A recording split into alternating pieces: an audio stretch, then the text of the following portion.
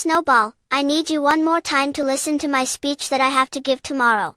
Hi everyone, today I want to tell you something important. When we learn about slavery, we often start with ships, but I want to start before the ships came, because the people who were taken from Africa already had families, languages, cultures, and religions. They were not empty, they were not without faith. They already believed in God. Different lands, different beliefs. Africa is a huge continent with many countries and cultures.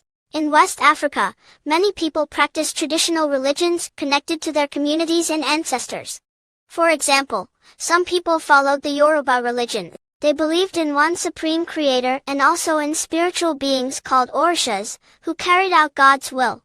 In other regions, people practiced Vodun, which honored spirits and ancestors, and included music, dancing, and ceremonies. In parts of Central Africa, people followed the Congo religion, where the spiritual world and physical world were closely connected. In many of these traditions, people believed God created everything. Ancestors should be remembered and respected. The community mattered more than just one person. Faith was part of everyday life. By the time of the slave trade, many Africans were Muslim. They followed Islam. Some could read and write Arabic. Some had memorized parts of the Quran. Some were scholars, teachers, and leaders before they were captured.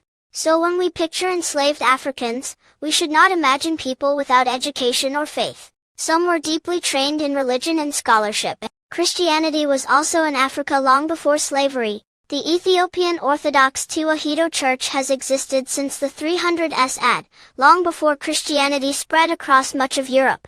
So Africa had ancient Christian communities too. What happened after they were taken? When Africans were brought to the Americas, many were forced to adopt Christianity. But, here's something powerful, they did not forget everything. They remembered rhythms in their songs, remembered how to call on God in prayer, remembered the importance of community, remembered that God delivers people from bondage. That is why enslaved people connected so deeply with the story of Moses and the Exodus. They saw themselves in that story. Even when their religions were restricted, their spiritual strength survived. Why this matters when we talk about slavery, we must remember the people who were enslaved already had faith. They already had belief systems. They already had spiritual traditions. They were not brought to America to discover God.